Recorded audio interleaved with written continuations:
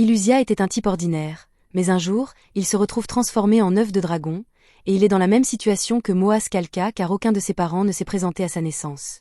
La première chose qu'il voit est un écran, et une voix dans sa tête l'informe que sa fenêtre de statut affichera des informations sur ses capacités, ce qui semble pratique. Mais ensuite, Illusia réalise qu'il devrait s'inquiéter du fait qu'il entend une voix dans sa tête. La voix explique qu'elle fait partie de la compétence Divine Voice, et son travail est d'expliquer les choses concernant son statut et ses capacités. Il demande si ce monde est un jeu quelconque, mais la voix lui dit qu'elle ne peut pas fournir cette information car la compétence Divine Voice n'est encore qu'au niveau 1. Illusia demande ensuite si elle peut au moins lui dire où il est, mais la voix refuse à nouveau de répondre à toute question non liée au statut, et Illusia est tellement frustrée que son œuf finit par rouler d'une falaise. Au moment où il s'arrête, le système l'informe qu'il vient de recevoir une capacité de résistance aux dégâts de chute, mais cela a un coût car ses PV ont baissé d'1 point, et quand on n'a que 5 PV, c'est assez grave. Illusia finit par rouler jusqu'au bord d'un lac, et là il voit son reflet pour la première fois dans ce monde, et c'est à ce moment qu'il réalise qu'il est littéralement un œuf. Le système l'informe qu'il est un œuf de dragon, un monstre de rang F, et si sa coquille est d'une manière ou d'une autre détruite, il mourra. Illusia est déjà contrariée par la situation, mais pour empirer les choses, le système lui dit que les œufs de dragon sont impuissants et ont un QI à un chiffre, donc rouler est à peu près tout ce qu'il peut faire pour l'instant. Ils ont le potentiel de devenir un dragon redoutable une fois éclos, mais si vous avez déjà regardé Nat Geo Wild, vous savez que les chances de survivre sans devenir un casse-croûte protéiné sont très faibles. Illusia commence à paniquer, et toutes ses secousses le font rouler vers le bas de la colline, mais il finit par tomber d'un autre rebord et ses PV tombent à 3, donc il décide de rester sur place pour l'instant car il ne peut pas risquer de subir plus de dégâts. À la nuit tombée, les PV d'Illusia se sont enfin régénérés, il est donc sûr pour lui de recommencer à bouger. Il se met à rouler lentement sur le sol, et ce faisant, il commence à réfléchir à ce que sera sa vie en tant qu'œuf. Être un œuf peut être nul, mais tôt ou tard il va éclore en dragon et devenir extrêmement puissant, donc il décide d'en faire sa mission. Cependant, alors qu'il roule à travers la forêt, il finit par rencontrer une autre créature. Il s'approche un peu pour regarder et découvre que cette chose s'appelle un ver sombre, et selon son écran de statut, il a le titre de mangeur des œufs. Ouais, c'est pas bon. Illusia commence immédiatement à rouler pour sauver sa vie, mais à la vitesse à laquelle le ver le poursuit, simplement s'enfuir ne suffira pas à le sortir de ce pétrin. Le ver a actuellement 8 points de vie, ce qui est plus que les points de vie maximum d'Illusia, donc s'il essaie de lui donner un coup de tête, il mourra le premier.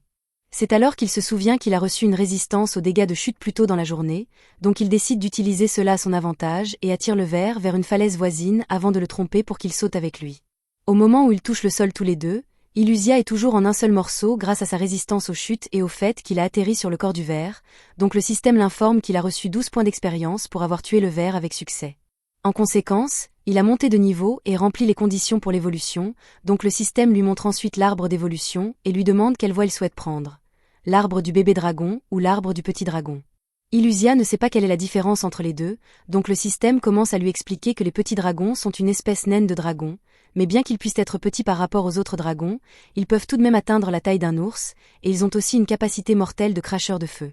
En revanche, le bébé dragon n'a pas vraiment grand-chose pour lui à part le fait qu'il a le potentiel d'évoluer en de nombreuses espèces de dragons différentes, mais il a vraiment bon goût avec de la sauce soja, donc Illusia pourrait finir dans un épisode de Delicious End Dungeon s'il choisit celui-ci. Illusia n'est vraiment pas intéressé à devenir un repas, donc le petit dragon semble être l'option la plus sûre pour lui, mais alors qu'il est sur le point de choisir, il entend une voix lui disant qu'il doit devenir plus fort et viser le sommet. Cette voix était complètement différente de celle du système, et il ne sait pas d'où elle vient, mais elle semblait faire référence à son choix d'évolution. Le petit dragon est peut-être le choix le plus sûr actuellement, mais le bébé dragon a plus de potentiel de croissance à long terme, donc même si c'est un choix risqué, Illusia décide de choisir l'arbre d'évolution du bébé dragon. Après l'évolution, toutes ses stats augmentent considérablement, mais ses PV n'étaient pas complètement régénérés, donc il doit encore se reposer pour les restaurer. C'est alors que l'estomac d'Illusia commence à gargouiller, et ses yeux se mettent à errer vers le cadavre du ver car il a l'air vraiment appétissant pour une raison quelconque. Illusia suppose que cela doit être son instinct de bébé dragon à l'œuvre car normalement il ne considérerait jamais manger un ver, mais ce n'est pas comme s'il avait beaucoup d'options pour la nourriture en ce moment, donc il décide de se lancer, et c'est aussi mauvais qu'il le pensait. Le lendemain matin, Illusia se réveille après une sieste, et sa santé a été entièrement restaurée, mais il doit encore faire face au fait qu'il est maintenant un bébé dragon. Il ne sait pas pourquoi il a été réincarné dans ce monde, qui en était responsable, ni même qui il était avant sa réincarnation. Il est assez certain qu'il était humain, mais il ne se souvient d'aucun détail clair de ce qu'était sa vie antérieure. C'est alors qu'Illusia remarque un groupe de vers sombres se rassemblant derrière lui, et maintenant qu'il n'est plus un œuf, il est capable de se défendre et de les tailler en pièces les uns après les autres. Tuer tous les vers lui a valu une tonne d'expérience, donc il a pu monter son niveau à 3 d'un coup. Ce saut de niveau lui permet d'accéder à la capacité souffle de feu de bébé, donc il l'utilise pour tuer encore plus de vers jusqu'à ce qu'il atteigne finalement le niveau 7. Il continue ensuite à farmer des vers jusqu'à atteindre le niveau 15, et avec la rapidité avec laquelle il a réussi à monter de niveau, il a hâte de voir quelle sera sa prochaine évolution. C'est alors que l'estomac d'Illusia commence à gronder, et il réalise qu'il va probablement devoir manger plus de ces vers s'il veut continuer à se battre à force maximale, mais ces choses sont vraiment dégoûtantes. Il veut essayer de manger autre chose à la place, donc il regarde autour de lui et finit par repérer des champignons au sol qui ont l'air assez savoureux, mais ensuite on lui rappelle pourquoi il ne faut jamais manger de champignons de forêt au hasard. Ces choses sont truffées de poison, et il a à peine réussi à survivre tout à l'heure, mais cela lui a accordé une compétence de résistance au poison, donc ce n'était pas une perte de temps totale. Illusia ne veut toujours pas manger les vers, donc il décide de partir dans la forêt pour chercher de nouvelles proies, et quelques minutes après le début de sa recherche, il repère un loup gris. Le loup est plus grand que lui, mais ses stats sont plus élevés, donc il décide de le poursuivre et commence à courir à côté du loup. Il le tue ensuite d'un coup de poing de feu, et après inspection du cadavre, il réalise qu'il peut utiliser ses flammes pour cuire la viande. Quelques minutes plus tard, Illusia tient un morceau de viande de loup parfaitement cuit, et c'est la meilleure chose qu'il ait goûtée depuis son arrivée dans ce monde. Il veut en obtenir plus, donc il décide de commencer à chasser exclusivement des loups pour pouvoir manger leur vie une fois sa journée terminée. Grâce à tout son travail acharné, en soirée Illusia a atteint le niveau 20, et sa prochaine évolution doit avoir lieu une fois qu'il atteindra le niveau 25. Cependant, le rythme auquel il monte de niveau ralentit plus son niveau est élevé, donc ce ne sera pas aussi facile à l'avenir. Du bon côté, comme il a utilisé son souffle de bébé si souvent, il est devenu assez doué pour griller la viande, donc sa situation alimentaire est résolue. Bien qu'il souhaite avoir quelqu'un à qui parler à part le système, car elle ne répond jamais à ses questions importantes. C'est alors qu'Illusia entend des voix provenant de la forêt voisine, et il ne comprend peut-être pas ce qui est dit, mais cela signifie qu'il y a d'autres personnes ici, donc il va vérifier. Les voix provenaient d'un groupe d'humains, et Illusia voulait aller leur parler, mais cela serait difficile à faire en tant que dragon. Individuellement, aucun des humains n'est aussi fort qu'Illusia, mais ils ont l'avantage du nombre, donc se montrer à eux pourrait être risqué, mais il ne veut pas être seul pour toujours, donc il décide de sortir quand même. Malheureusement, il a oublié le fait que la viande de bébé dragon a bon goût avec de la sauce soja, donc dès que les aventuriers le voient, ils attaquent immédiatement pour un repas facile. Il essaie de leur dire qu'il ne veut pas se battre, mais il ne peut pas parler leur langue, donc l'un des humains lui tranche la poitrine, et l'autre utilise un sort de foudre pour l'étourdir. Illusia réalise que c'était une énorme erreur, donc il essaie de s'enfuir, mais la foudre a déjà rendu ses jambes molles, donc il ne peut rien faire. Les aventuriers commencent à se rapprocher pour l'achever, mais à la dernière seconde, la fille avec eux intervient pour les arrêter car elle se sent mal pour Illusia. La prochaine fois qu'Illusia ouvre les yeux, il voit la fille soigner ses blessures, et il lui est sincèrement reconnaissant d'avoir choisi de le défendre. Les deux autres ne comprennent pas pourquoi elle se soucie tant d'un dragon aléatoire qui aurait pu être leur repas du soir, mais si elle veut le garder en vie, ils ne vont pas l'en empêcher. Illusia regarde son écran de statut et découvre que son nom est Myria, et qu'elle est une humaine de la Terre. Elle utilise aussi ses derniers PM pour le soigner en ce moment, et Illusia a déjà retrouvé la mobilité de ses jambes, mais il sait que Myria partira probablement une fois qu'elle réalisera qu'il est guéri, donc il fait semblant d'être blessé un peu plus longtemps. Illusia ne comprend toujours pas les mots que Myria dit, mais en l'écoutant, il a reçu une compétence appelée langue grecque, et s'il la monte de niveau, il pourra mieux la comprendre. C'est alors qu'Illusia entend des cris forts provenant de plus loin dans la forêt, et il réalise que ce doivent être les autres aventuriers qui étaient avec Myria. Pour qu'ils aient crié comme ça, il doit y avoir un monstre ridiculement fort à proximité, et si c'est le cas, il n'y a aucun moyen qu'il survive à une telle rencontre. Myria veut aller vérifier ses amis, mais Illusia attrape son manteau pour l'arrêter car c'est trop dangereux, surtout qu'elle n'a plus de PM, mais Myria ne comprend pas l'avertissement qu'il essaie de donner et part en courant malgré tout. Illusia ne sait peut-être pas quel genre de monstre est là-bas, mais il sait pertinemment qu'aucun des humains ne peut le battre, donc il doit aller les sauver, mais ses jambes sont encore un peu engourdies, donc c'est difficile pour lui de bouger. Au moment où il arrive enfin sur le site des cris, il est choqué de trouver un énorme dragon de roche de Rancé, et il a plus de 200 PV, ce qui est bien plus que les 30 PV d'Illusia. Normalement, il ferait demi-tour et s'enfuirait aussi vite que possible car il ne veut pas combattre cette chose, mais ensuite il voit Myria s'effondrer sur le sol et il ne veut pas l'abandonner, donc il semble qu'il n'a pas d'autre choix que de tenir bon. Il n'a aucune idée de comment il est supposé vaincre un monstre comme ça. Juste à ce moment, la voix dans la tête d'Illusia se met à lui crier de fuir s'il veut vivre, et Illusia sait que la voix divine a raison, mais il ne peut pas simplement laisser Myria mourir après qu'elle lui ait sauvé la vie il y a quelques minutes, donc même si cela met sa vie en danger, il doit faire quelque chose. Il se révèle pour détourner l'attention du dragon de Myria, et alors que le dragon charge vers lui, il utilise sa compétence de roulade pour plonger sur le côté avant de se heurter à son visage. Après avoir atterri, Illusia remarque un des coéquipiers de Myria allongé au sol à proximité, mais ses PV sont déjà un gros zéro bien gras, donc il n'y a plus moyen de l'aider maintenant. L'autre gars a été un peu plus chanceux, puisqu'il lui reste encore 5 PV dans le réservoir, mais il est toujours écrasé par un arbre, donc il ne tiendra pas beaucoup plus longtemps. Illusia doit agir rapidement s'il veut les sauver, alors il a l'idée de provoquer encore plus le dragon en rebondissant contre sa tête et en fuyant pour qu'il le poursuive. De cette façon, il devrait pouvoir éloigner le dragon des gens et ensuite faire le tour pour les secourir. Cependant, le dragon n'est pas aussi crédule qu'Illusia le pensait, car au lieu de simplement le poursuivre à travers la forêt, il utilise une de ses compétences pour détruire le sol devant Illusia et l'envoyer s'écraser au sol. Le dragon se jette alors sur lui, alors Illusia décide de riposter et lance un coup de poing de feu droit dans sa bouche. Il est vraiment fier de lui parce que cette attaque a en effet infligé des dégâts significatifs au dragon, mais quelques instants plus tard, à l'horreur d'Illusia, la barre de santé du dragon se remplit à nouveau jusqu'en autant dit qu'il se régénère. Il n'y a absolument aucun moyen qu'il puisse vaincre cette chose dans son état actuel, donc il doit s'échapper pendant que le dragon est encore distrait par sa régénération. Cependant, il n'est pas capable de porter les deux personnes en même temps, alors il prend la décision difficile de sauver Myria et de laisser l'autre gars derrière, sachant parfaitement bien qu'il va devenir de la nourriture pour dragon tôt ou tard. Il parvient à emmener Myria à une bonne distance, mais ses PV continuent de diminuer à cause de toute sa perte de sang, donc elle ne survivra pas très longtemps dans cet état. Illusia aimerait pouvoir utiliser de la magie de soin pour l'aider, mais il n'a aucune compétence de cette nature, ni de diplôme médical, donc sa meilleure chance est de l'emmener dans une colonie humaine pour qu'il puisse la soigner là-bas.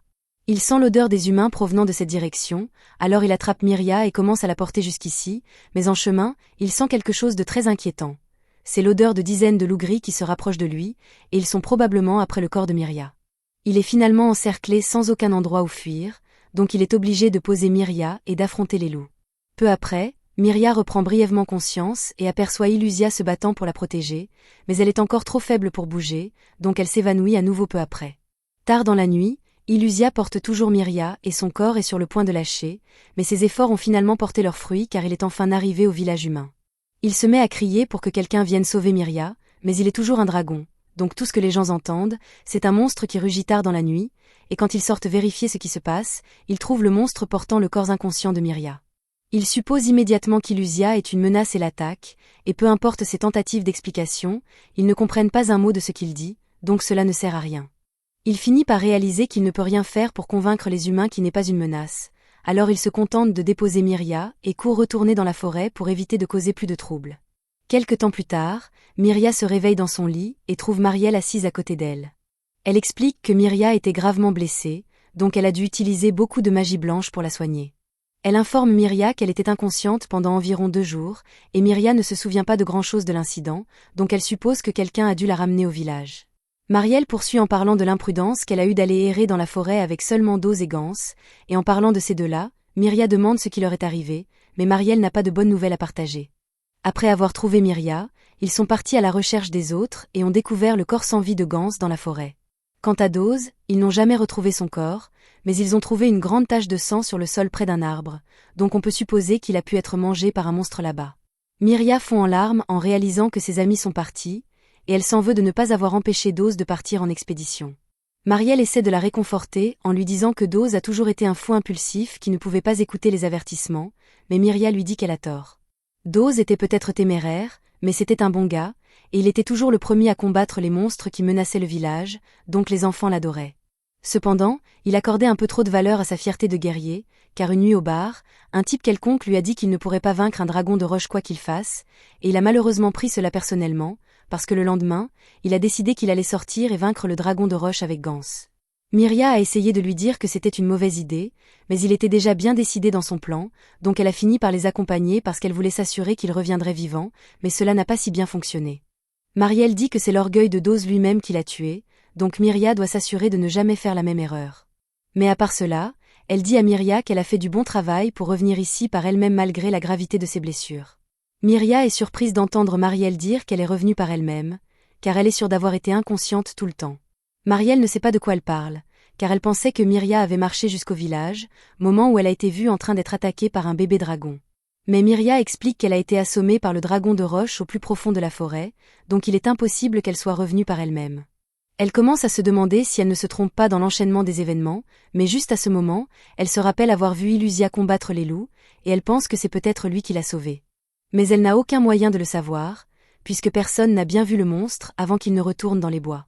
Pendant ce temps, Illusia vient de se réveiller d'une sieste, et il semble que toutes ses blessures soient enfin guéries. Il savait déjà que se reposer l'aiderait à récupérer, mais il trouve fou qu'il puisse guérir de presque n'importe quoi juste en faisant une sieste.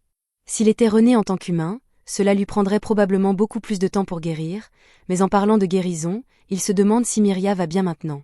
Il ne peut pas vraiment aller au village vérifier, puisque les villageois l'attaqueraient à vue, donc il n'a aucun moyen de savoir si elle a survécu ou non. Il avait pensé qu'il était plus fort simplement parce qu'il avait gagné des niveaux, mais en réalité, il est toujours aussi puissant que lorsqu'il était un œuf.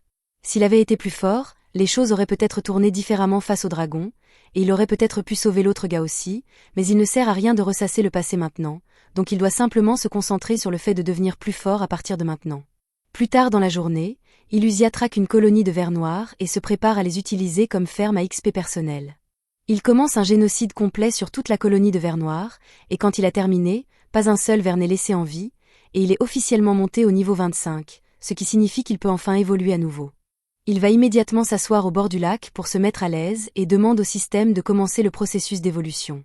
On lui demande alors de choisir entre 5 choix d'évolution différents. Ce sont tous des variations de petits dragons, et puis il y a le dragon de la peste, mais Illusia ne veut pas vraiment utiliser celui-là. Il n'avait aucune idée de la différence entre eux, alors il demande un peu d'aide au système, et celui-ci commence à expliquer ce que signifient les différences de titres. Avec les petits dragons, ils deviennent forts très rapidement, mais ils ont un plafond de niveau plus bas, donc ils n'ont pas beaucoup de potentiel de croissance dans leurs dernières années. Quant aux dragons enfants, ce sont essentiellement des versions plus avancées des bébés dragons, mais ils conservent le haut potentiel de croissance des bébés dragons. Tandis que les mini-dragons sont en quelque sorte entre les deux, avec moins d'évolution potentielle, mais un arbre d'évolution stable. D'après l'explication qu'il vient d'obtenir, Illusia pense qu'il devrait opter pour une des variantes de dragon enfant, mais avant de faire son choix, il demande une description détaillée de ce que chacun peut faire. Le système explique que les dragons nombreux sont une espèce au développement individuel lent et au choix d'évolution limité, mais aux bonnes perspectives d'avenir. Cela semble bien, mais Illusia n'est pas fan du tout développement précoce lent. Ensuite, il y a le mini-dragon ange, et c'est essentiellement un esprit protecteur qui jure de vivre pour le bien des autres. Il peut utiliser une magie de soin puissante, et cela semble attrayant pour Illusia, puisqu'il se souvient comment Myria utilisait sa magie de soin, et cela serait utile d'en avoir, mais le mini-dragon ange a aussi un potentiel de combat extrêmement limité, donc il ne serait pas très utile dans un combat, et il a besoin de quelque chose qui puisse survivre dans cette forêt hostile. L'option suivante est le dragon enfant, et le système l'informe que c'est à peu près la même chose que sa forme de bébé dragon, mais avec toutes ses statistiques grandement augmentées. De même avec le dragon marbré enfant, mais la principale différence là est qu'il possède une mutation qui lui donne un motif à poids et une haute affinité avec la magie. Illusia penche pour le dragon marbré enfant sur ce coup, puisque l'idée d'une magie puissante lui semble vraiment bonne, mais ensuite le système poursuit en expliquant les détails concernant le jeune dragon de la peste. C'est le premier stade d'un dragon maléfique qui répand le désastre, mais Illusia arrête le système là parce qu'il ne veut pas du tout être un dragon maléfique. Les gens sont déjà assez méfiants autour de lui comme ça, donc s'il devient quelque chose avec « répandre le désastre » dans sa description, il ne se fera jamais d'amis. Mais juste à ce moment, le système mentionne que le dragon de la peste possède la capacité de se transformer en humain, et entendre cela le fait immédiatement reconsidérer son choix. S'il peut prendre une forme humaine, alors il pourra enfin parler à d'autres personnes et se faire des amis, et même si cela signifie qu'il doit devenir un dragon maléfique, cela pourrait en valoir la peine. Il a l'impression qu'il va regretter ça plus tard, mais il n'aura jamais l'occasion de passer du temps avec Myria à moins de débloquer une transformation humaine, et être un dragon de la peste ne signifie pas nécessairement qu'il doit aller répandre des épidémies, alors il promet d'être un bon et honnête dragon de la peste. Illusia entame alors le processus d'évolution, mais il commence à le regretter un peu car il a l'air plutôt effrayant maintenant. Du bon côté, le système l'informe qu'il a obtenu beaucoup de nouvelles compétences avec sa nouvelle forme, donc il est impatient de les tester. Le système lui dit qu'il a débloqué le pouvoir du vol et des crocs venimeux, ainsi que la compétence de maladie, de souffle et de paralysie, mais il n'est pas trop content de ça. Il a aussi reçu le titre de calamité ambulante et de malfaiteur, donc Illusia commence à se demander si c'était vraiment une bonne décision après tout, et pour empirer les choses, il n'a même pas reçu la transformation humaine dont le système lui avait parlé. Il commence à paniquer car la raison même de cette transformation était de devenir humain, mais le système refuse d'expliquer comment il est censé faire ça, donc il est pratiquement fichu.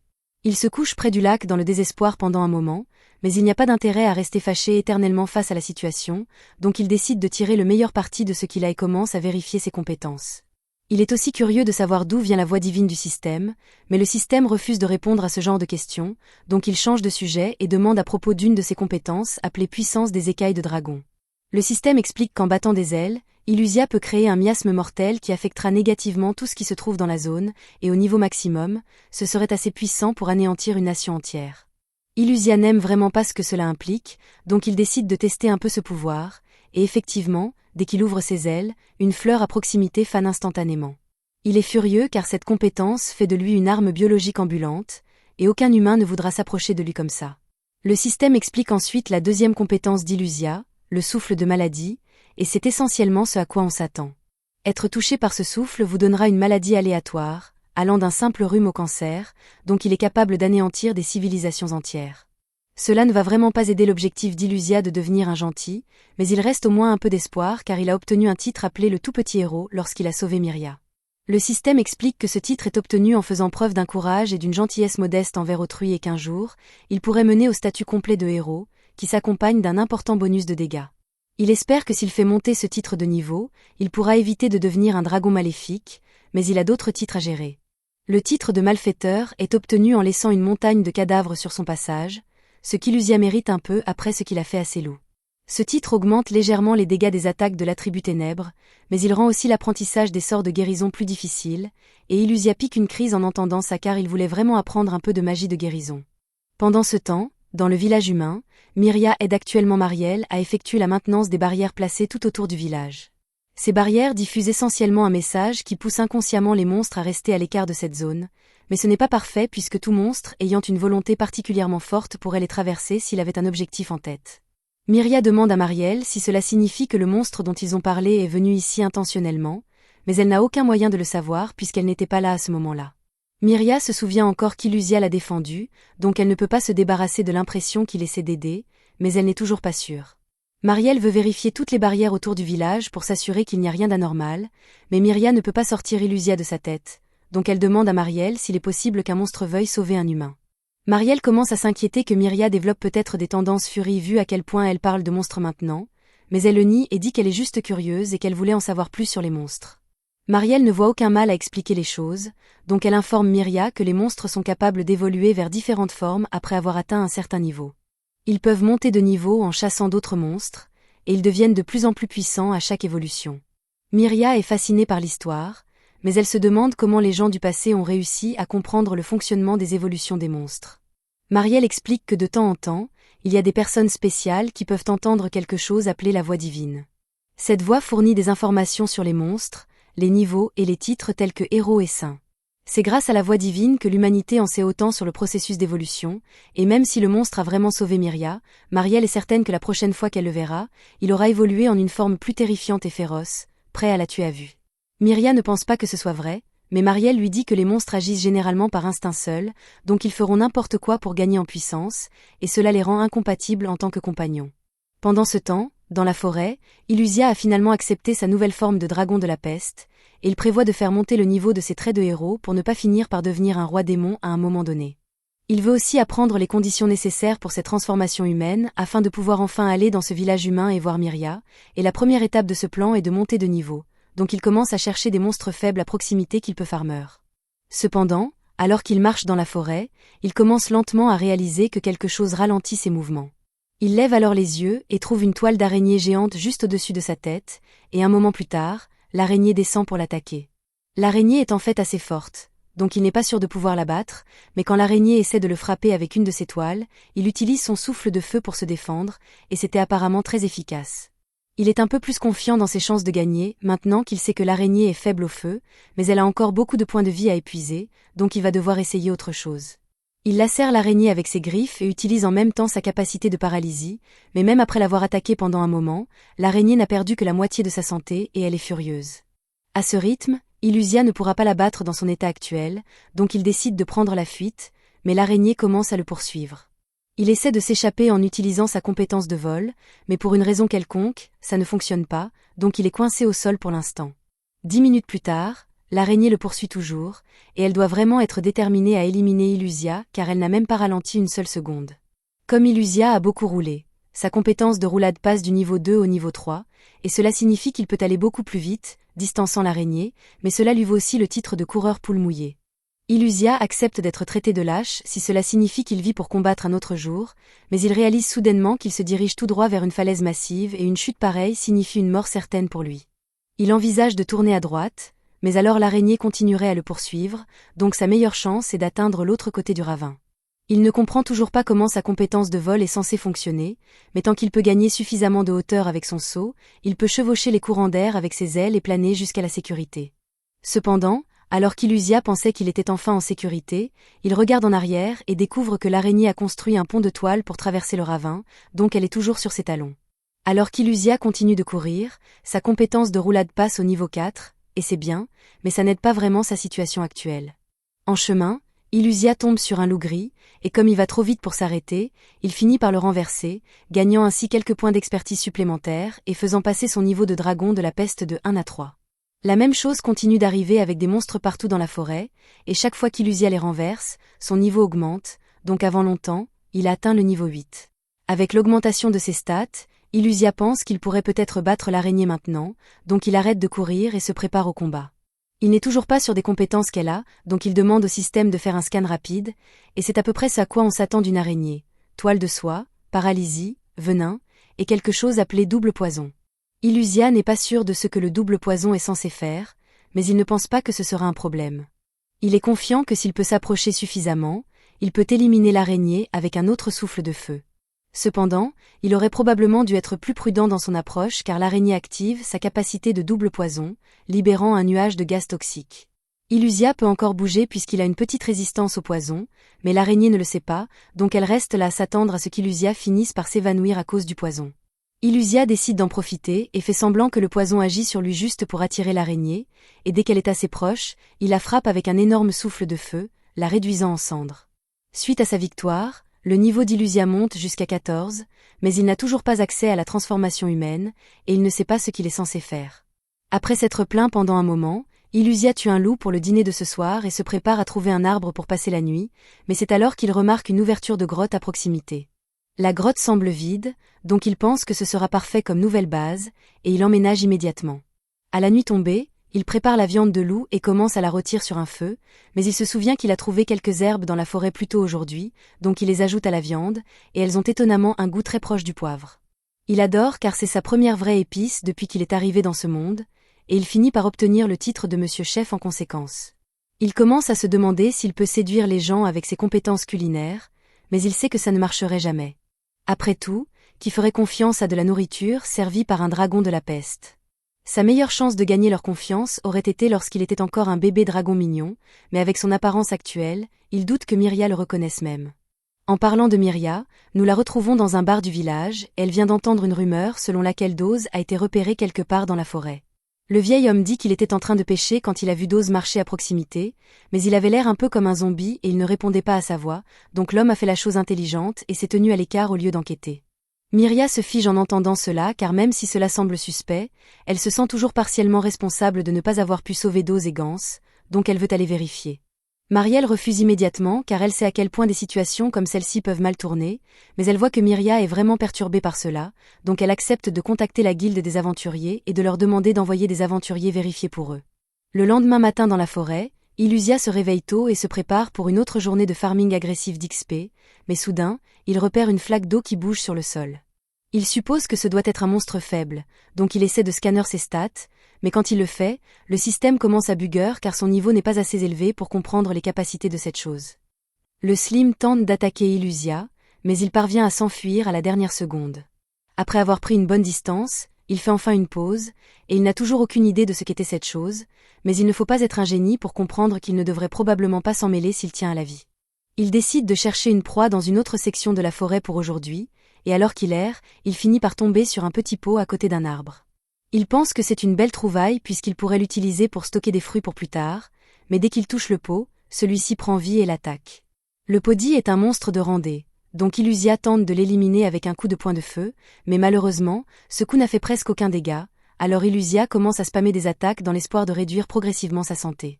Il parvient effectivement à réduire considérablement la santé du pot, mais juste au moment où il pensait avoir gagné, le pot se soigne, restaurant complètement tous ses PV perdus. Illusia commence à être vraiment frustré, donc en dernier recours, il attrape le pot et décide de le jeter d'une falaise pour en finir puisqu'il n'y a aucun moyen qu'il puisse nager. Apparemment, ce fut très efficace puisqu'un instant plus tard, Illusia reçoit quelques XP pour avoir vaincu le monstre pot. Malheureusement, il semble que les autres pots dans la région n'aient pas apprécié la façon dont Illusia a traité leurs camarades il y a un instant, donc ils se combinent tous pour former la fusion la plus pitoyable qu'Illusia ait jamais vue. Les pots semblent penser qu'ils se rendent plus intimidants en faisant cela, mais en réalité, ils ne font que faciliter la tâche d'Illusia pour les briser, donc il profite de l'opportunité, et quelques instants plus tard, il a gagné plus de 500 points d'expérience et atteint le niveau 30. Ses statistiques ont également augmenté considérablement, mais malheureusement, il n'a obtenu aucun pot utilisable après toute cette épreuve car les pots se sont tous brisés au moment où il les a vaincus. Il aimerait vraiment trouver quelque chose pour stocker tous ses fruits et légumes tôt ou tard, et juste au moment où il y pense, il entend par hasard quelque chose passer. Le système l'informe que la créature qu'il observe est un ours d'argile. Il est de rang D, tout comme Illusia, donc il pense avoir une chance décente de le battre, et plus important encore, s'il est vraiment entièrement fait d'argile, alors après l'avoir vaincu, il pourra utiliser l'argile restante pour se faire un pot. Il pourrait même être capable de créer des meubles pour sa petite grotte, donc c'est une opportunité qu'il ne peut pas laisser passer. Il commence à se faufiler le long de l'ours en cachant sa présence, et une fois qu'il a pris l'avantage du terrain élevé, il abandonne complètement son avantage furtif en criant lorsqu'il saute pour attaquer l'ours. L'ours entend tous les cris et se retourne pour comprendre ce que c'est, moment où il aperçoit Illusia se dirigeant droit sur lui, mais au lieu de paniquer, il ouvre simplement une bouche géante sur son ventre, et Illusia panique au moment où il voit cela. Il sait que le monstre est fait d'argile, mais s'il s'appelle un ours d'argile, il devrait au moins ressembler un peu plus à un ours. L'ours se rue sur Illusia, donc il commence à s'enfuir tout en tirant des coups sur lui, et étonnamment, il parvient à infliger pas mal de dégâts à l'ours, mais malheureusement, l'ours a une capacité spéciale pour gérer ce genre de situation, donc l'instant suivant, il guérit complètement toutes ses blessures. C'est vraiment mauvais pour Illusia car si cette chose peut régénérer, cela signifie qu'il doit l'éliminer en un seul coup, mais à son niveau actuel, il n'a aucune attaque suffisamment puissante pour éliminer cette chose en un coup. Le meilleur auquel il peut penser est de soulever l'ours et de le lâcher comme il a fait avec les pots, mais il n'y a aucun moyen qu'il puisse porter quelque chose d'aussi gros que ça, donc il décide de maintenir sa stratégie de frapper et courir et espère juste que l'ours finisse par manquer de mana pour se régénérer. Cependant, juste au moment où le plan d'Illusia se déroulait sans accroc, soudain, l'ours forme une tornade autour de lui, et au moment où la poussière se dissipe, il a pris une nouvelle forme avec des pics sur tout le corps. Illusia ne trouve pas cela juste car comment est-il supposé frapper l'ours avec ses attaques en roulé-boulé, maintenant qu'il a des épines ? Il ne pourra plus drainer lentement les PV de l'ours, mais du bon côté, il semble que la transformation ait drainé beaucoup de son mana, donc il ne pourra plus se soigner aussi souvent qu'avant. L'ours casse une de ses pointes et la lance sur Illusia, qu'il parvient à esquiver à temps, mais ensuite il remarque que la pointe a commencé à perdre sa forme une fois qu'elle n'était plus connectée à l'ours d'argile, et cela lui donne une idée. Il court vers l'ours, et au moment opportun, il arrache l'un des bras de l'ours et commence à le modeler en une petite boule. Il saute ensuite en l'air avec cette boule et se prépare à frapper l'ours avec autant de force qu'il peut rassembler, le détruisant complètement en une seule fois. En conséquence, il reçoit une tonne de points d'expérience et monte au niveau 33 en un rien de temps. Il débloque également une nouvelle compétence appelée casse-noisette, ce qui ne lui semble pas très cool, mais c'est exact, et pour couronner le tout, il a enfin l'argile dont il a besoin, donc il est prêt à rentrer chez lui et à commencer à fabriquer des choses. Avant longtemps, il a fini de former son premier bol en argile, donc il crée un four de fortune et le met là-dedans pour le cuire un petit moment. En attendant, il prévoit d'aller chercher de la nourriture, donc il sort dans la forêt et commence à chercher des plantes. Il trouve quelques champignons près des arbres, et le système l'informe que ces choses sont des champignons foudroyants.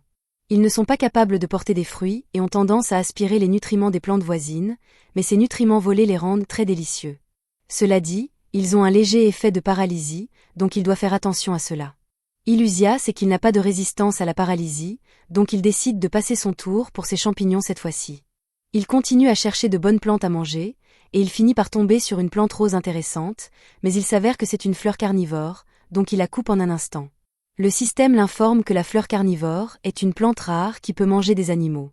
Cependant, elle peut digérer le sel, donc la majeure partie est stockée dans le sac blanc à la base de la plante. C'est une très bonne nouvelle pour Illusia car cela signifie qu'il peut enfin utiliser du sel dans sa préparation de repas, même si la source de sel peut être un peu dégoûtante. Pendant ce temps, dans le village humain, Myria désobéit aux ordres de Mariel et se dirige vers la forêt malgré le danger car elle croit que Dose pourrait encore être en vie, et si c'est le cas, elle veut le retrouver. Elle n'a aucune garantie que ce que le vieil homme a dit était vrai ou si c'était vraiment Dose, mais elle se sent tellement coupable de ne pas avoir arrêté ces deux-là d'aller dans la forêt par eux-mêmes et de faire face à des dangers pour lesquels ils n'étaient pas prêts. C'est exactement pourquoi elle a décidé d'aller dans la forêt par elle-même, où elle affrontera probablement des dangers pour lesquels elle n'est pas prête, mais qu'est-ce qui pourrait arriver de pire? De retour du côté d'Illusia, ils trouvent un autre groupe de champignons, et ceux-ci apparemment peuvent marcher et attaquer une fois qu'ils atteignent leur pleine maturité, mais jusque-là, ce ne sont qu'un tas de champignons ordinaires poussant hors du sol, et cela les rend parfaits pour son dîner. Ils repèrent également un autre groupe de champignons à proximité, et ceux-ci apparemment ont une valeur de rang A. Le système l'informe qu'ils sont incroyablement précieux, donc s'ils sont cultivés correctement, ils peuvent rapporter une fortune, et Illusia est excitée d'entendre tout cela, mais quand il demande au système de lui dire ce que les champignons font réellement, le système explique que les champignons sont utilisés pour fabriquer des drogues, et Illusia les brûle immédiatement tous jusqu'au sol parce qu'il n'essaie pas de devenir un dealer de drogue. Pendant que cela se passe, Miria continue de se frayer un chemin dans la forêt, et elle est obligée de se cacher de toutes sortes de monstres parce qu'elle n'a aucun moyen de les combattre seule, pourtant elle continue d'avancer. Quant à Illusia, il est toujours en train de chercher de la nourriture, et il tombe par hasard sur des bailles poussant le long d'un arbre. Les baies sont une épice de rang B très recherchée parmi la noblesse, et elle vaut tellement que c'est essentiellement le safran de ce monde. Illusia n'avait aucune idée que les fruits de cette forêt pouvaient être si précieux, mais comme il a un approvisionnement régulier, il est impatient de rentrer chez lui et de les essayer avec le dîner ce soir. Miria est toujours sur son chemin dans la forêt, et elle commence à avoir des doutes à ce sujet car aller plus loin dans la forêt serait un peu trop dangereux. Après tout, on ne sait jamais quel genre de monstre terrifiant peut se tapir au fond de ces bois, attendant de la dévorer. Pendant ce temps, le monstre terrifiant en question est occupé à s'extasier sur son énorme butin de bail. Miria décide qu'il pourrait être plus sûr de jeter un coup d'œil à la périphérie de la forêt avant de risquer sa vie en allant trop profondément, ce qui est probablement une bonne idée. Plus tard dans la nuit, Illusia installe des champignons luminescents dans sa grotte pour un éclairage naturel, et ses bols en argile sont enfin cuits donc il peut enfin les utiliser pour cuisiner. Il ramasse tous les ingrédients qu'il a récoltés tout au long de la journée et les jette dans le pot pour se faire un ragoût, et il est vraiment content d'avoir trouvé ce sel plus tôt car cela rend la nourriture tellement meilleure. C'est le premier vrai repas qu'il ait eu depuis son arrivée dans ce monde, et bien que ses compétences culinaires aient peut-être encore besoin de travail, c'est la première fois depuis un moment qu'il a l'impression d'être une personne normale. Il lui reste encore beaucoup d'argile, donc il prévoit de faire quelques tasses aussi, et peut-être même de décorer un peu l'intérieur de la grotte. Le lendemain matin, nous voyons une calèche traverser la région avec 2 passagers, et il s'avère que ce sont les aventuriers envoyés par la guilde pour enquêter sur l'activité monstre étrange qui a lieu récemment dans cette forêt. Plus tard dans la journée, Illusia retourne dans sa grotte après une chasse réussie, et nous voyons qu'il a été assez occupé avec son artisanat puisque sa pièce est maintenant remplie de toutes sortes de poteries. Il a également commencé à dépecer des loups et à collecter leur peau pour pouvoir faire de vêtements plus tard. Il s'est maintenant assez habitué à vivre dans ce monde, et il a même commencé à conserver de la nourriture pour ne pas avoir à s'inquiéter de chasser tous les jours. Malheureusement, il n'a pas encore compris comment empêcher les créatures aléatoires de tout manger en son absence, mais il a une idée maintenant. Il prévoit de faire un lot spécial de jerky chargé avec chaque plante vénéneuse qu'il peut trouver, pour que tous ces singes y réfléchissent à 2 fois la prochaine fois qu'ils toucheront sa nourriture. Il part chercher des ingrédients vénéneux qu'il peut trouver, et il finit par errer dans un champ de fleurs colorées, mais alors qu'il est dans le champ de fleurs, il tombe sur un monstre qu'il n'a jamais vu auparavant. Le système lui dit que ce monstre s'appelle la princesse venimeuse, et elle possède une myriade de compétences liées au poison, donc Illusia reste sur ses gardes autour d'elle. Malheureusement, le lézard a réussi à le distraire assez longtemps pour se faufiler derrière Illusia et le mordre à l'épaule. Et même si Illusia a une certaine résistance au poison, le poison de la princesse venimeuse n'est pas une blague, donc avant longtemps, il s'évanouit sur le sol à cause de la douleur. Ce poison est beaucoup plus puissant que tout ce qu'il a jamais connu auparavant, donc même avec sa résistance au poison, il va être un homme mort en un rien de temps s'il ne trouve pas un moyen d'y faire face. Il n'a trouvé aucune plante antidote d'aucune sorte par ici, alors il regarde la princesse du venin, et espère que le système pourra lui donner des informations utiles pour qu'il puisse guérir du poison avant qu'il ne soit trop tard. Selon le système, la princesse du venin est le type de monstre qui chasse en empoisonnant sa cible et en attendant qu'elle meure avant de se repaître de sa carcasse. Le poison de la princesse est un sous-produit des nombreuses plantes vénéneuses qu'elle consomme régulièrement, mais, par conséquent, son corps produit aussi naturellement un antivenin. Cela signifie que si Illusia parvient à capturer la princesse du venin, il pourra obtenir l'antidote de son corps, mais trouver comment la capturer ne va pas être facile. Illusia peut encore bouger un peu grâce à sa résistance au poison. Il soupçonne que la princesse du venin se cache à proximité, attendant que le poison l'achève. En réalisant cela, Illusia décide de faire semblant de s'enfuir. Si la princesse pense que son repas s'échappe, elle ne voudra pas manquer l'occasion et se lancera à sa poursuite. C'est là qu'Illusia prévoit d'utiliser sa capacité de roulade pour la distancer, renverser la situation et la prendre par surprise, mais malheureusement, il s'avère que la princesse du venin est aussi capable d'utiliser la capacité de roulade, donc l'idée de la distancer tombe à l'eau. Illusia élabore rapidement un autre plan et décide d'attirer la princesse du venin vers cette falaise d'avant pour pouvoir la surprendre. Il continue à foncer à travers la forêt, mais alors qu'il roule, un pic le fait trébucher soudainement, et c'est là qu'Illusia découvre que la princesse du venin est capable d'utiliser d'autres compétences au milieu d'une roulade, et il ne trouve pas ça juste puisqu'il ne peut pas faire ça, mais il n'a pas d'autre choix que de faire avec jusqu'à ce qu'il puisse mener à bien son plan. Quelques instants plus tard, Illusia parvient à tirer la princesse du venin vers la falaise et à la faire sortir de sa roulade, mais alors qu'il est fier d'avoir exécuté un plan si parfait, il réalise vite qu'il y a un défaut majeur. Si la princesse du venin tombe au fond du ravin, il ne pourra pas obtenir d'antidote de son corps, ce qui signifie qu'il mourrait. Il ne peut pas laisser ça arriver, alors il plonge à sa suite après la princesse du venin, mais juste au moment où il pensait que les choses ne pouvaient pas empirer, il sent soudain le poison faire effet sur son corps, et sa vision commence à se brouiller.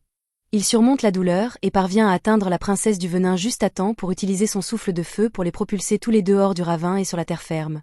Mais bien qu'il soit techniquement en sécurité, les effets du poison sont toujours très actifs dans son corps, donc peu après, Illusia finit par s'évanouir. Pendant ce temps, du côté de Myria, elle a passé toute la journée à chercher Dose à la lisière de la forêt, mais elle n'a trouvé aucune trace de lui. Alors qu'elle retourne au village, elle entend la voix de Marielle l'appeler, alors elle sort des buissons et agit comme si de rien n'était.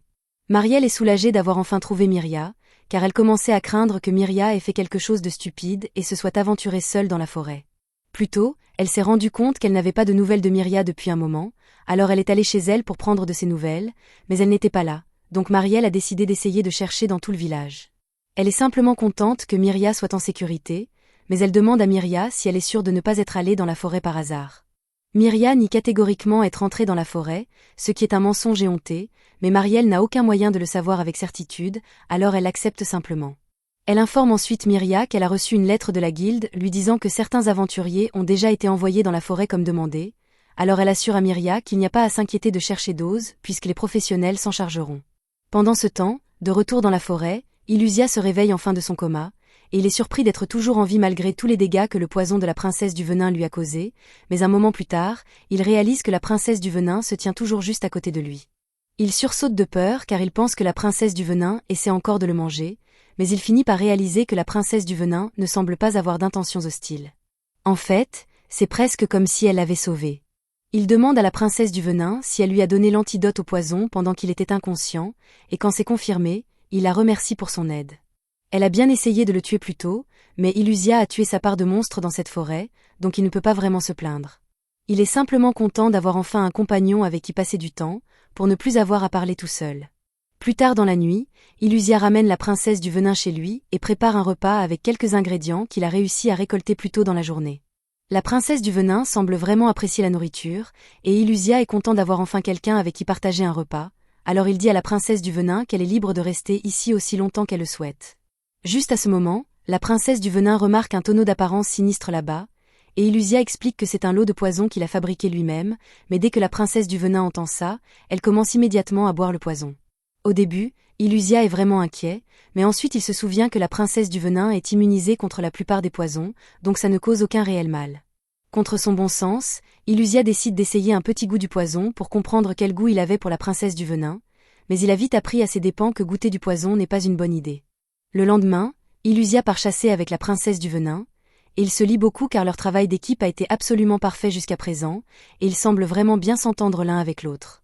Le jour suivant, Illusia emmène la princesse du venin cueillir des baies épicées, mais il s'avère que la princesse n'aime pas l'épice autant qu'Illusia, alors elle part chercher autre chose à manger. Illusia la suit, mais à son horreur, il trouve la princesse à côté d'un champignon d'aspect grotesque. Le champignon contient un poison mortel, c'est probablement pourquoi elle veut le manger, mais il sent aussi comme un corps en décomposition, et Illusia ne veut pas avoir à supporter cette odeur toute la journée, alors il réduit le champignon en cendres, laissant la princesse très contrariée. Il s'excuse et promet de trouver autre chose de vénéneux pour qu'elle mange, mais soudain, la princesse forme un pic d'argile. Au début, Illusia pense qu'elle doit encore être en colère contre lui, mais ce n'est pas le cas. Elle avait en fait remarqué quelque chose les traquant derrière les buissons, alors elle l'attaque, et un monstre chien à deux têtes émerge bientôt. Illusia n'a jamais rien vu de tel auparavant, mais il a le sentiment que ce n'est pas quelque chose qu'il peut gérer facilement, alors il demande au système de scanner ses statistiques. Il s'avère que le monstre est niveau 39, Et non seulement il a des statistiques surpuissantes, mais il a aussi une myriade de compétences, y compris la manipulation de la gravité. Illusia n'est honnêtement pas sûr de pouvoir gagner un combat contre cette chose, alors il commence à transpirer un peu. Il envisage de s'enfuir un moment, mais ensuite il remarque que le monstre a aussi des compétences de pistage, donc ses chances de s'échapper dans l'état actuel des choses sont assez minces. Cela signifie qu'il n'a pas d'autre choix que de se battre, et heureusement, il a la princesse du venin à ses côtés, donc leur stratégie d'attaque est assez simple. Illusia attirera l'attention du monstre de front pendant que la princesse du venin attendra une ouverture pour le frapper avec son poison. C'est un bon plan, mais Illusia a un peu sous-estimé à quel point il serait difficile de porter un coup au loup à deux têtes car alors qu'il essaie de donner un coup de poing à la tête bleue, la tête rouge l'envoie au sol. La tête bleue commence alors à lancer un sort qui piège Illusia dans un champ de gravité. Il est en sérieux danger ici car il peut à peine bouger maintenant, mais heureusement, Illusia a toujours la princesse du venin de son côté. Alors elle utilise une balle d'argile pour perturber le sort du chien bleu, dissipant le champ de gravité et permettant à Illusia de bouger à nouveau. Il saisit cette opportunité et déchaîne un torrent de souffle de dragon sur le monstre, l'enflammant et lui infligeant une tonne de dégâts, mais alors qu'il célébrait son attaque réussie, les flammes s'écartent et Illusia voit le monstre se soigner en plein combat, ce qui encore une fois ne lui semble pas juste. Juste à ce moment, la tête bleue commence à lancer un autre sort, mais celui-ci semble encore plus puissant que le précédent, donc Illusia ne veut pas attendre pour découvrir ce qu'il fait. Il se rue droit dessus pour attaquer, et comme la dernière fois, la tête rouge l'intercepte, mais Illusia s'y attendait déjà. Après tout, peu importe s'il se fait mordre tant qu'il peut arrêter ce sort, et il se trouve justement à portée pour exploser la tête bleue, ce qu'il fait exactement. Cela crée aussi une ouverture suffisante pour que la princesse du venin saute d'un des arbres et empoisonne le loup, et maintenant que le loup a été empoisonné, Illusia pense que la bataille est pratiquement terminée. Le loup tente de se soigner, mais les dégâts causés par le poison dépassent la régénération de santé, donc ce n'est qu'une question de temps avant que le loup ne meure. Cependant, juste au moment où cela semblait être la fin, la tête rouge du loup a pris une mesure radicale et a arraché la tête bleue pour empêcher le poison de se propager. Illusia est choqué car il ne savait même pas que c'était possible, mais au moins avec la tête bleue disparue, il ne devrait plus pouvoir utiliser la magie de gravité, mais malheureusement, il a maintenant quelque chose de pire. Le loup a une capacité appelée sacrifice, ce qui signifie que si l'une de ses têtes est sectionnée, elle revient comme une tête de fantôme vengeur, et puisque le poison de la princesse du venin est pratiquement ce qui l'a tuée, elle s'en prend directement à elle. Illusia essaie de protéger la princesse, mais le loup lui barre la route, donc il doit d'abord s'occuper de cette chose. Il le projette en l'air, et pendant qu'il tombe, Illusia attrape sa tête et la fracasse contre le sol de toutes ses forces. Il se précipite ensuite pour trouver la princesse du venin, et prie pour qu'elle soit encore en vie car elle est la première et la seule amie qu'il ait réussi à se faire depuis son arrivée dans ce monde, donc il ne sait pas ce qu'il fera si quelque chose de mal lui arrive. Il finit par tomber sur une flaque de sang sur le sol, et son cœur se serre en réalisant que le sang appartient à la princesse du venin. Il se met à l'appeler en espérant qu'elle soit encore à proximité, et juste au moment où il était sur le point de perdre espoir, il l'entend répondre de sous quelques buissons à proximité. Elle est gravement blessée mais toujours en vie, et c'est tout ce qui compte pour lui maintenant. Juste à ce moment, la tête de loup arrive en volant au coin pour tenter d'achever la princesse du venin, mais Illusia ne laissera absolument pas ça arriver sous sa garde. Alors il frappe la tête jusqu'à ce qu'elle soit réduite à un tas sanglant, puis il prend la princesse du venin dans sa main pour la ramener chez lui. Il est tellement soulagé d'avoir réussi à la sauver à temps, et il se dit qu'aussi longtemps qu'il l'aura à ses côtés, alors il ne se soucie plus de cette transformation humaine, mais juste à ce moment, le système l'informe qu'il a assez monté de niveau pour débloquer sa transformation humaine, et honnêtement, Illusia ne s'attendait pas à ça. Pendant ce temps, de retour au village humain, Marielle montre à Myria un vieux livre sur les monstres car elle s'y étant intéressée récemment.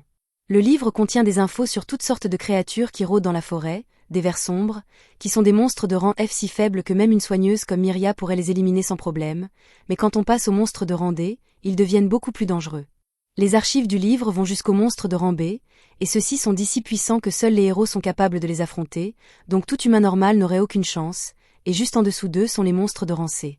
Un exemple est le dragon de roche de rang C, qui peut techniquement être vaincu avec une attaque très bien coordonnée, mais il pourrait encore facilement tuer une personne normale. C'est pourquoi Marielle est toujours si sérieuse quand elle dit aux gens de ne pas s'aventurer dans la forêt. Juste à ce moment, Marielle entend quelques pas s'approcher de la porte d'entrée, et il semble que les aventuriers envoyés par la guilde soient enfin arrivés. C'était la fin de l'épisode 5. Abonnez-vous pour ne pas manquer le prochain.